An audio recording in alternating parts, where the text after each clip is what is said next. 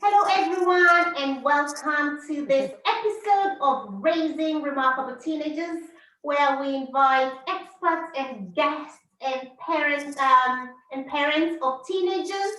And today, I am so grateful to have Melanie, and Melanie is going to be speaking to us about teen dating violence, right? I know. When you think about it, you can't imagine someone hurting your young person, right? So that's what we're going to be talking about it. And most of you know this is a topic that's very dear to my heart. And because I hate to imagine that someone's actually hurting a person that you love. It's I don't even want to go there because I don't want to start crying. But let's do this. It's Angela Karanja here of Raising Remarkable Teenagers.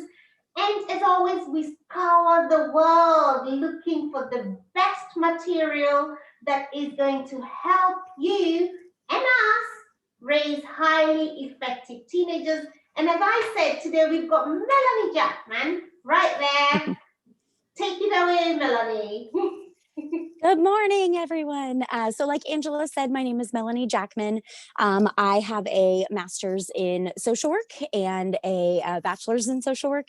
And I have been working in the field of domestic violence and sexual assault since I was 16. I turned 41 this year, so over 20 years. And I've been doing community education and awareness and prevention around domestic violence and sexual assault for the last 15 years. So today I'm going to be talking to you about helping your teens navigate love, dating, and relationships. We're going to talk a little bit about what teen dating violence is, what it looks like, some statistics, and then how you can start those conversations with your teens. So let's go ahead and get started. So research shows that 1 in 3 teens will experience teen dating violence by the time they graduate high school. And only one of those 3, so only 33% of those that experience will ever reach out for any help. And the majority of them, it takes about 6 months for them to gain the courage to ask someone for some sort of assistance. Whoa, right there. Are you saying Yes. that between me, you, and my other friend, one of our kids is in a violent teen relationship? Yes. That is scary. That is And the saddest part is only one of those 3 teens will ever reach out for help. Whoa. Wow. Guys, Yeah. This is something we need to hear and actually know how to deal with it. Because if they're not reaching for help, that means they're suffering in silence. Our lovelies are suffering in silence. Wow. Carry on, Melanie. Okay. It just boggles me. I know statistics are scary, but every time when we personalize it and think, God, this could be my kid. You know, my kid is in school. It could be them. Yes. Yeah, absolutely. So what I see also when talking with parents is there's a huge dating disconnect. So if you talk to parents, about 19% of them will think that their tween, so that's middle school or high school, has been in a dating or romantic relationship. Only 19% of parents, when in actuality, 47% of teens and tweens report that they've actually been in a romantic or dating relationship. So we see a big disconnect there, that we as parents are thinking, oh, our kids are not even ready for this. They're not even thinking about this, but a lot of times they are actually doing it. They're in the process of being in a dating relationship, and we as parents have no idea. Another report through Mary Kay said that 81% of parents reported that they believe that teen dating violence is not really an issue, or admit that they don't know enough about it to know if it actually is. And 82% of parents felt confident that they could recognize the signs if their teen was in an abusive relationship, but only 58% of those parents actually recognized what those warning signs would be. So we're seeing a huge disconnect on parents being aware of what to look for, even recognizing that teen dating violence is an issue, or even recognizing that their kiddos are actually dating. Yeah, so we need to be in the mindset and be prepared ourselves as parents to be able to help prepare our kiddos as well. So if the first question that I usually get is like, well, what is teen dating violence? Like, Mhm. what is this? What is it all about? Yes, So please tell it's us. important to think, like, a lot of times when we think of domestic violence or dating violence, the first thing that pops in our mind is the physical stuff, right? We Mm, think of punching and pushing and kicking and grabbing mm, and all that kind of stuff, when domestic violence and dating violence encompasses um a whole realm of behaviors that are not just the physical. So the way that we actually define dating violence or domestic violence is it's a pattern of behavior that one person uses to gain power and control over another person. So notice in that definition, I don't say anything about the physicalness of the relationship. It's a pattern of behavior where one person uses this behavior to gain power and control over somebody else. So that's really important that we keep in mind this power and control aspect. So there's a couple of things to know yes. as parents. First and foremost, it's not just happening to girls, it's happening to our guys too. So don't think that this is just a conversation that you need to be having with your girls. You need to Mm, be having this conversation with your boys as well. Why is it important for us to recognize that it's not just happening to girls? So we need to teach our boys to recognize the signs, and that their girlfriends are not just crazy. What I see a lot across just the general lifespan when we talk to men and boys about abusive relationships, after a lot of them have been in my talks, they say, wow, I had no idea that this could happen to guys too. I just thought she was crazy. I whoa, thought she was bipolar. I thought she was, whoa. and we have all of these other words because our men and our boys think it is less masculine if they are in a relationship where they are a quote unquote victim. And they can't ask for help if they don't recognize what's happening. So it's really, really important that we're giving them the words to use, that I hate to say normalizing, but that we're normalizing that this happens to everyone and that if Yes. it happens to them, it's not okay. I used to see in the beginning of my career that there was, teen dating violence happening and domestic violence happening female to male. But Mm, what we saw a lot of was the emotional abuse. We saw verbal put downs, we saw jealous and controlling behavior. I didn't see a lot of physical behavior happening. But over the years, I've seen an extreme growth in females who are physically abusive to their male partners, even starting in middle school and high school. And what I attribute it to a lot of, which sounds silly, but is the rise in reality TV. So in the early 2000s, mid 2000s, we had Bad Girls Club, we had Teen Mom, we had yes, all of these reality shows yes, that were perpetuating these negative and bad behaviors and normalizing them for yes, our kiddos. And yes. they were thinking that it's normal and it's okay. And this is how I'm supposed to behave. So that's kind of where I personally in my career saw that shift happen. Wow. So what you're saying is, as parents, we need to be aware of what it is in the first place in order to even, for example, when it's happening to our boys or our girls, we can educate them. We can, like you said, it's someone trying to gain control and power over you. And and what I hear is with time, especially girls, they're becoming more violent because of what they watch, what has been shown to them as okay. And also, could you just tell us, this is just my thinking and a little bit of research, is it, it's been said, oh, it's not okay to hit a girl, it's not okay to hit a girl, it's not okay to hit a girl. And then what has happened is the girls are thinking it's okay not to be hit, but it's okay to hit the boy. Is that?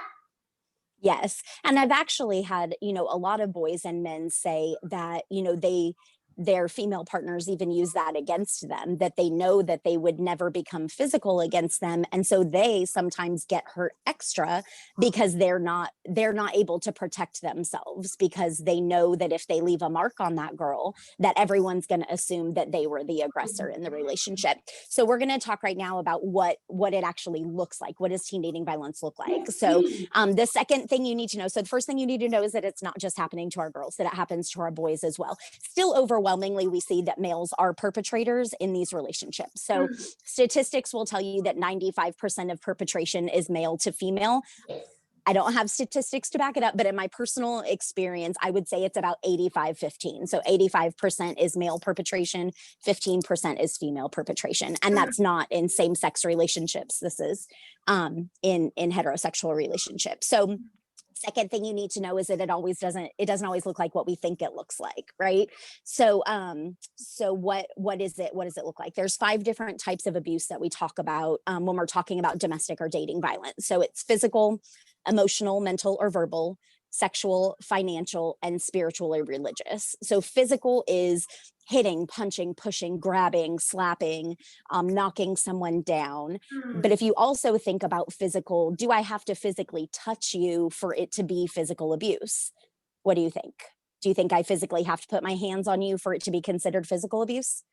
I don't think so, but I'd like some of my parents to think about it. For example, would you consider if I'm angry with you when I punch the wall or when I break the computer? You know, it's you are observing.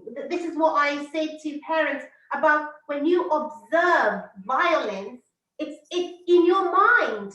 The mind recognizes that as it's happening to you because you're observing it. So that could be termed as physical. Is that exactly? Yes. Wow. No, that's perfect. That's perfect. So I may not be physically touching you, but I am physically showing this power that I have. I'm physically showing this aggression, which exactly sends you a message that this could be you next. So we're in an argument. I get very upset. I punch a hole in the wall, or I break the computer, or I take your phone and I throw it across the room, or I even snatch a pillow up off the couch and I fling that across the room. That's going to, yes, right?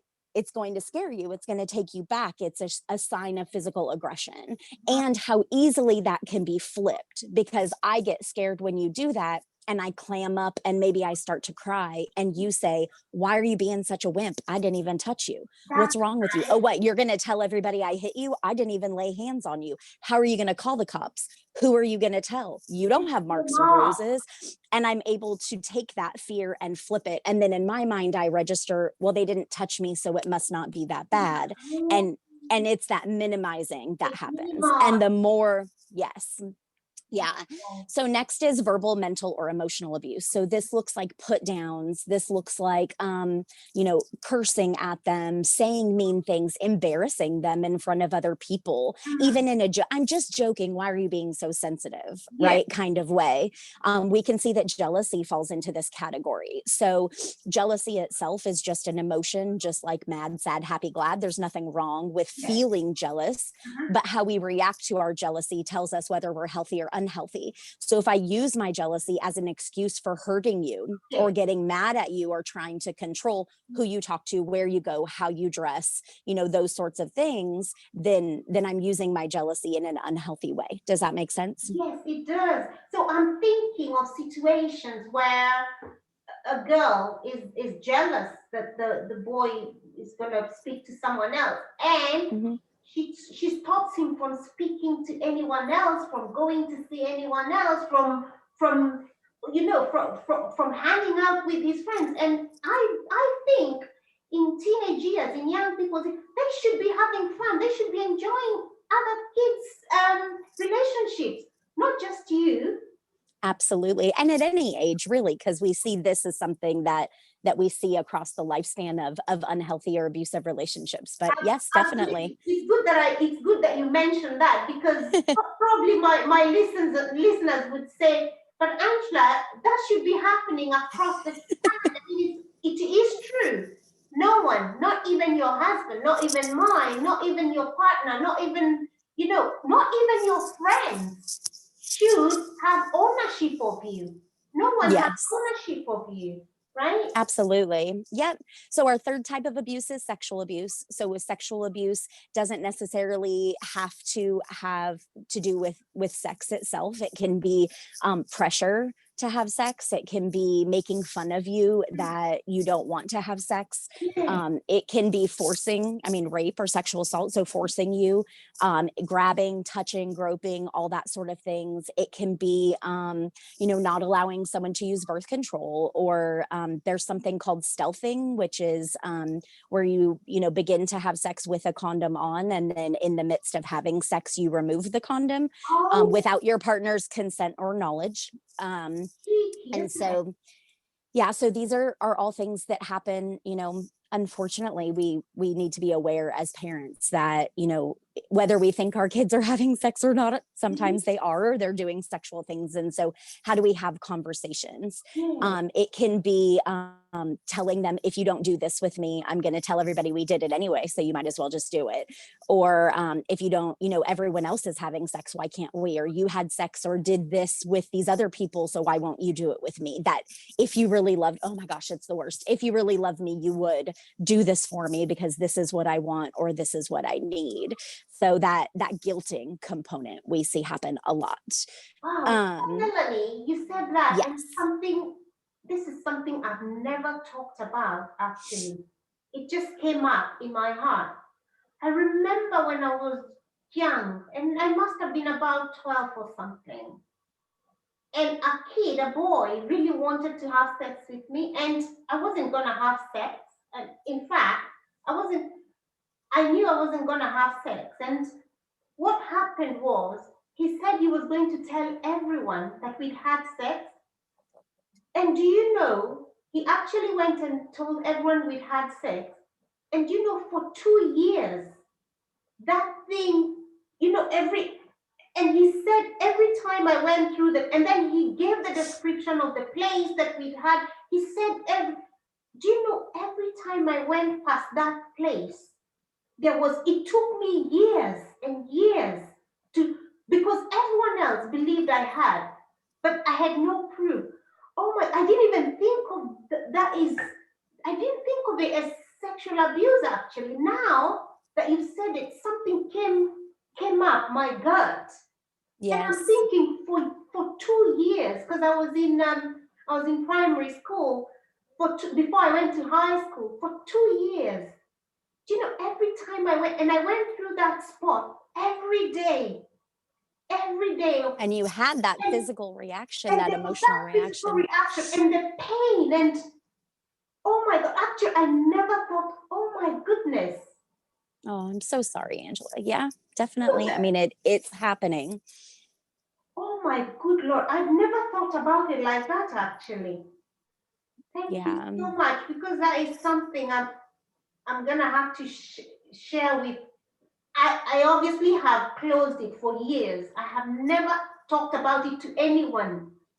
Do you know? No one, not even my mom, not even a friend of mine, no one. Yeah. And imagine, I mean, what you're experiencing right now is exactly what our teens are going through. You said you didn't share it with anyone, you didn't know what to do, but Yes, here you've harbored this with you this long, years. not knowing who to talk to or how to express it to other people. And this is, I mean, this is a primary example of exactly what our teens are And you going know through. what? The Absolutely. shame and embarrassment of the whole thing, even though I didn't do it, Yes. I know in my heart I didn't do it, but he went, and because he was a popular boy, he went and told Mhm. everyone. And you know, the kids would jeer. Oh my God, that memory is so painful. I'm feeling it. Yeah, I'm so sorry. Yes, absolutely. Yeah. Oh, And I mean, I hate that this has been something that you've gone through, but this is a really important, powerful reaction for these parents to be seeing, that you as an adult still harbor this shame and this pain, and imagine as a child what that was like for you. So it, thank you for sharing that. Yeah, definitely. So the next one is financial abuse. So a lot of times people think that financial abuse is not necessarily something that can happen to our kiddos when they maybe don't have jobs or, aren't supporting someone else. But financial abuse can absolutely start. How many times have you, we've lived in Texas for the last 12 years, and the chivalry and the men and boys pay for everything and that sort of thing is very alive and well in Texas. And so to me, I mean, I never felt comfortable having boys or guys pay for everything. I mean, for me, even when I was younger, I wanted to get my own money from my parents or whatever. There can be a lot of expectations when someone is paying for something. Yes. So maybe my expectation as a girl, financial abuse could be that, I make all the plans, but I expect my male partner to pay for everything. I want to go to the amusement park. I want to go to the movies. I want to go here. I want to go there. And I don't ever offer to pay, or my expectation is that my male partner is going to pay. On the flip side, it could be that my male partner is paying for everything and then having an expectation of me, maybe sexually or otherwise, Yes. that that they're attaching to that Real. money, to that monetary value. It could be that maybe this is an example that I use with my college students, but it could happen in high school as well, that my partner has a job and that I don't like how much time that job takes away, or that a lot of girls go in and flirt with my partner at that job. And so I show up all the time and I throw a fit and I accuse them of cheating on me, and I, mad dog other girls when they're in there, and maybe I get my partner fired from that job because I'm in there causing a scene all the time, or I'm calling all the time, or I'm texting them while they're at work and they're not able to do their job because they're on their phone and they get in trouble. So not allowing them to be financially independent, or not allowing them to maintain a job or keep a job, even in middle school, high school, or college, could be financial abuse in that way. And the last one is spiritual or religious abuse. And so I kind of look at them differently. So religious abuse would be more making fun of my partner's religion, talking down about it, not allowing them to practice their own religion or making them feel bad about it. Yes. Whereas spiritual is more the things that make you you. So I was actually in a middle school classroom doing a presentation on this, and we were talking about religious abuse. And I had a boy in the back of the class raise his hand and say, Miss Melanie, I have a question. Does this religious stuff have to be all about God? Because we don't do God in my house. In my house, we hunt. And so we were laughing like, okay, what does that mean? And he said, well, my dad works all the time, but during deer hunting season, his boss knows he's not allowed, like he won't travel. And we go to the deer lease every weekend. And Miss Melanie, we're going to teach my little sister how to hunt, and I'm going to teach her how to skin that deer, and that my mom's going to teach us how to cook with it. And I just think that if I had a girlfriend that made me feel bad or didn't want me to go to the deer lease every weekend, I don't think I could be with her, right? So we really started separating this idea of spirituality and religion, and looking at spirituality as the things that make you you, the things that bring you joy, the things that create tradition for you, the things that make you happy, that your hobbies. So if it's basketball or football or cheerleading or soccer or underwater basket weaving, I mean, whatever that is that brings you joy and creates tradition and happiness for you, if your partner is trying to pull you away from that, then that can be abusive. So those would be the 5 different types of abuse. Wow. We also have to remember that relationships are on a spectrum, right? So we have healthy, unhealthy, and abusive. And most of us navigate in these waters between healthy and unhealthy.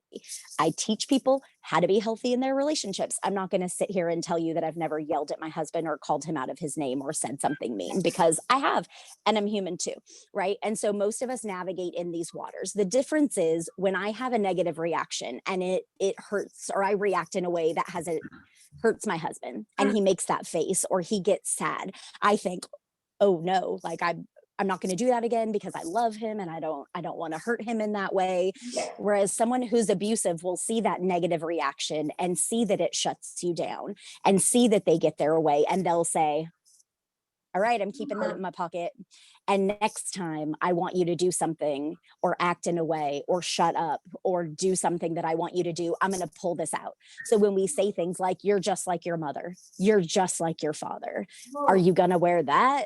Da, da, da, da, da. Those are things that we pull out to have control over that situation. Those are things that we pull out to shut our partner down. And when we continue to act in that way, we are now leaving this territory and jumping the wall to this territory. We're now navigating in abusive waters. And the further that we go this way and the more that we gain that power and control, the harder it is to come back here to this healthy side. Does that make sense? Yes, yes, yes. So some things that are really important for a healthy relationship are things like trust, honesty, respect, individuality, Yes. compromise, communication, and honoring our partner's boundaries would be some things we would want to talk about. The next thing that we need to know as parents, and probably one of the biggest lessons that we can teach, and this may even teach you something right now, is that love is not a feeling, it's an action. How many times have we heard a friend who is in an unhealthy or an abusive relationship, and we ask them maybe why they stay or why aren't they leaving, and they say, because I love them, right? Because they love me, because we have such a life together and I love our life, and all of these things. But when we think of love as a feeling, Yes. we allow our judgment to be clouded. And love is not a feeling. That feeling is lust. That feeling is, infatuation. It's attraction. It's all that stuff that makes us cloudy. When we look at love as an action, how is this person showing me that they love me? What are they doing? Are they building me up or are they breaking me down? It's much easier to be able to tell black and white. Should I stay or should I go? And be very clear on, is this a good person or a not so good person for me to be with? But when we think of love as a feeling, we allow that judgment to be clouded, right? So I think that's one of the best things that we can teach our teens. And that message starts getting sent to us very young. I am not a fan of Disney movies, and I will tell you why. I mean, Pixar is much better, but if you look at the history of Disney movies, it's always a female who can't take care of herself that gets her in a situation that needs a man to save her. And he wants to save her by riding up on his white horse and whisking her away and, baby, I'm going to pay your bills and all this stuff, right? It's not about empowering her to be this independent woman who can live on her own. And, when in that scene where he rides up on that horse, the clouds part and the birds sing and there's music and there's glitter and all this stuff that creates this emotion in us as little girls. And that emotion we associate with love. And so if I'm at a party and I'm talking to someone that my partner doesn't like, and my partner comes up and they grab me by the arm and they scream and yell at me and they call me mean names and they embarrass me in front of everybody, then they pull me outside, right? And maybe they hit me and maybe they don't, but whatever happens, I'm scared, right? And then they say, oh my God, I'm so sorry.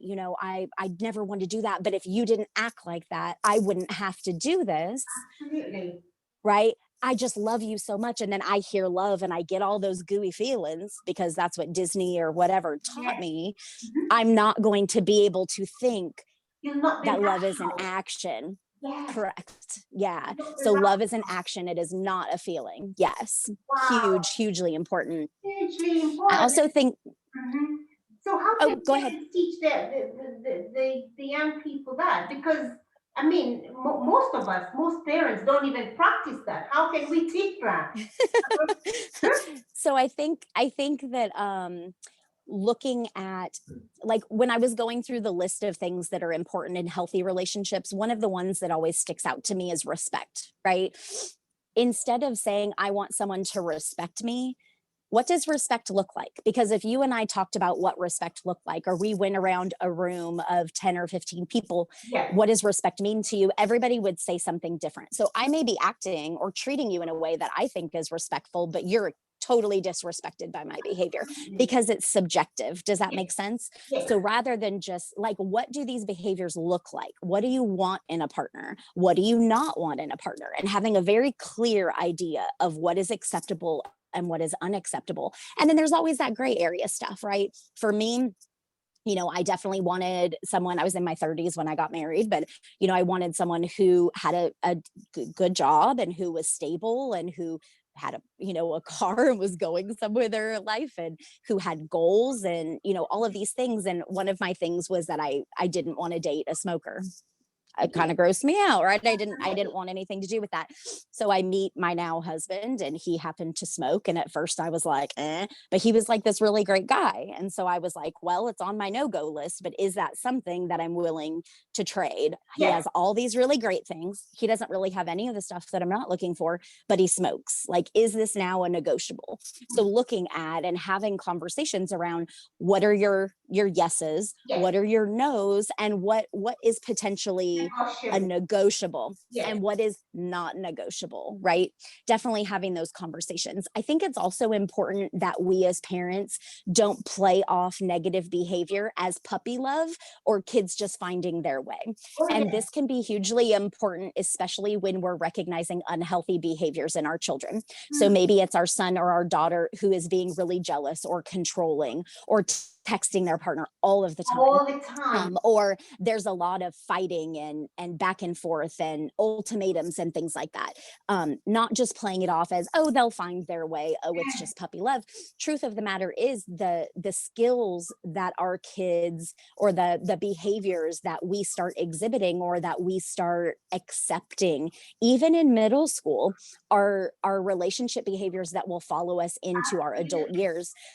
Yeah, I can't tell you how many, because they get ingrained in the brain. And what I say to parents is, this behavior is every action that you take, the mind registers it as a neural path, and that neural path, it gets stronger and stronger, and it becomes the way that kid goes. So don't ever minimize something that you know is not right, because with time it gets stronger and stronger and stronger, and it becomes, this is almost me. Yeah. So I agree with you when you say that it need not be minimized, it needs to be struck out and thrown out. Yes. So statistics show that violent behavior typically begins between the ages of 12 and 18. And the severity of intimate partner violence later on in life has a direct correlation with how early that behavior started. So if we're recognizing these unhealthy or controlling or jealous behaviors early on, those are things we need to correct on both sides, right? Because I'm more likely to be a victim later on if I'm accepting this behavior from my partner at a young age. But also if my kiddo is exhibiting these behaviors in their relationship in a young age, then more often than not, that's only going to grow later on in life. And we're going to be seeing that they have these same behaviors intensified as they get older in life, definitely. Wow. Let's see. And it's really important to understand that our kids don't know who to talk to, right? If you think back to when you were a teen or a preteen and you had questions about love or dating or relationships, who did you talk to? To be honest, I never talked to anyone. No one. No one. Okay. And, Okay. and, and So I can imagine it's even more scary now, because I mean there's so much that's being bombarded onto them, and they have no one to speak to. And yeah. but So what if I we encourage parents to do is to give their young people a safe space to speak, right? And this is, as I work with young people, I want to be that a safe refuge, someone that I can talk. I'm not embarrassed of talking about these things. Like I said to you, this feeling that just came, this memory, that this is something I will be sharing with them as part of the opening up. I had closed it. I don't know that box, and thank God for this conversation that it's come up, because it's another thing to show to show the gravity of the whole thing, and it's yeah. it's a true experience of my own. So I always encourage parents to be a safe, provide that safe space to speak, because once they open up, then they can talk about something and another thing and another thing. And the more they speak, the more they release the pressure, and the less likely they are going to drop, especially, for example, these days, there's so much mental health problems. And some of it Yes. came from all that clogged, all that clogged and said, unsaid things, right? Wow. Whew. Definitely, yeah.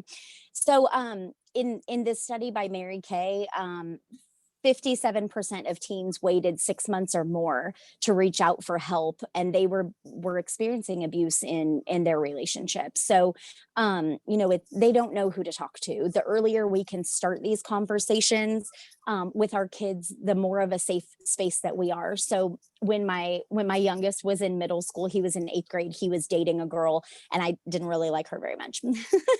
and but man, he was like head over heels for her. And I didn't shut down the relationship. I didn't make fun of him. And he told me, like, I love her. Yes. Mel is my stepson. Like, Melanie, I love her. Like, I just think she's so great. And I'm thinking, ugh, like, really? What do you love about her? Like, I did not like her at all. And I could have talked down about her or made fun of him, or you don't know anything about love, and come Mm, talk to me once you get your heart broken. And but instead, I encouraged that conversation. I asked him, what do you really like about her, and what does she do for you, and how does that make you feel when she does that, and that sort of thing. And I just think, in middle school, had I have reacted a different way or made fun of him or shot him down for that, we maybe would not have been able to have some of the amazing conversations that absolutely. we've had. Now that he's in his 20s, he'll three-way call me with his girlfriends, and I do little sessions with them when they're having issues sometimes. But I think, like, I'm so blessed as a parent to be able to have that relationship with him. Yeah. And I think that a lot of that started because I always kept an open mind, and I never kind of shot him down about some of the relationships that he had. And I Mm, think as parents, we want to protect our kids, and so we want to keep them in this little box that's very safe. And we need to remember that our kids are going to do it regardless, right? Even if we tell them no, it doesn't. There's a funny meme out right now that says, dear government, or government, you have a 10 p.m. curfew. Dear government, my parents tried that when I was 15. It didn't work, right? Like, and it's so true, because anytime we as a parent tell our kiddos not to do something, it's going to make us almost want to do it more, even if we know it's bad for us.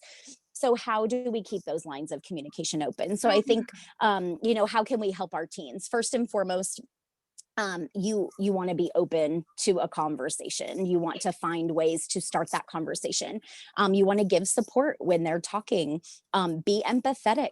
Don't go overly into parent mode. Don't mm, try to protect, mm, right? You want to have a conversation with them. And the main goal is to keep the lines of communication open. If we shut them down and we are negative and we tell them no and we try to control the situation, all that's going to do is push them away. They're going to get bad information from their friends. yes. They're going to, because that's really who they're getting a lot of their information from. And they're not going to come and tell you when there's a real problem. I Okay. mean, our kids from 8th grade until high school and college, they're already adulting, whether we like it or not. They feel Right. like they are able to make those decisions. Our job is not at that point necessarily to keep them in this protected box or to control the situation. Our job is to teach them how to make appropriate decisions as an adult. We have 4 years once the time they get into high school where they will be able to legitimately make their own decisions. So how do we prepare them for that, right? So listen and give support. You want to accept what your kiddo's telling you, believe them, Yes. don't downplay it. Yes. Tell them you believe them, tell them it is not their fault if Yes. someone is treating them in this way. We want to show concern. The Mm, biggest thing is to talk about the behavior, not the person. So if ah, I come to you and say, mom, this is what my partner is doing to me, to mm, say, oh, that part, they're so bad, I don't want you to see them anymore, like they're a bad person, da da da da. It's bad behavior. Does that make sense? My mom always taught, name the behavior, not the name person, the right? I'm behavior. not a bad kid, I'm making bad decisions. Yes. Okay. um Avoid ultimatums. So we don't want to tell our kiddos, like, you're not allowed to see them anymore. If I find out that you're with them, then this is going to happen. Because again, all we're going to do is push them back their direction. Yes. I know it's difficult, but whether we like their partners or not, we need to create situations where we can have some semblance of control. If I tell you you're not allowed to see this person anymore, you're going to sneak around and see them anyway. Absolutely. And I have zero control in that situation. But instead, maybe I, as a parent, create situations where you are allowed to see that person at our house, Yes. or we go to the movies, we invite that person, we have Sunday dinner, we invite that person, where I at least have eyes and ears on the situation, right? So maybe there are some parameters set where I'm concerned about some of the behaviors. They are always welcome at our house. I don't necessarily feel comfortable with y'all being here because I don't know what kind of supervision there is, but they are welcome at our house anytime. Yes. Puke because we don't really like them. No, you know what I mean? But Yeah, I know how what do you're we? saying. So it's Yes. so what you're saying is being able to manage it and Yes. especially talk about the behavior being bad. And I think when you invite them home, then you've even got evidence to pick on and say, do you this is this good or is it not good? You know, you've got Yes. something to go with. Otherwise, everything else is hearsay. So I'd like to ask you, Melanie. So because we are coming to the end of this session, but Yes. you know, there's so much. I think you've got so much to give, and this is a topic that's very. It's a very top. It's a topic that's very close to my heart, and I know for many parents, no one likes to imagine that their kid is being abused. So, what three snippets can you give to our parents today, especially to watch out and to talk about this and just to prevent it really?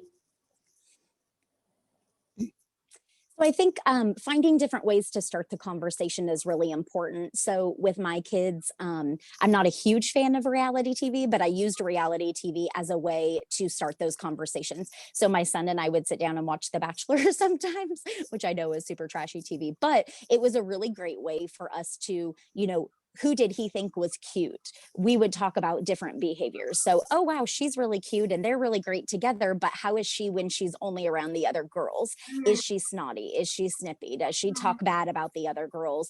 Is she conniving? Right. And I would use different TV shows and strategically pick movies and things like that to watch with them to be able to start those conversations. We also had, or another idea you can do is to have like a little fishbowl on your dinner table, and every time you eat a meal together, you pull a question or a topic out of the fishbowl, and so you as a parent can add them in, but it's also the kids can add stuff in. So maybe they want to have a conversation with you but they're not really sure how to bring it up, or there's a topic they want to know more about but they're nervous about it, so they get to drop it in the fishbowl, and then maybe it will get picked over the next week, and then that's a conversation that y'all can have.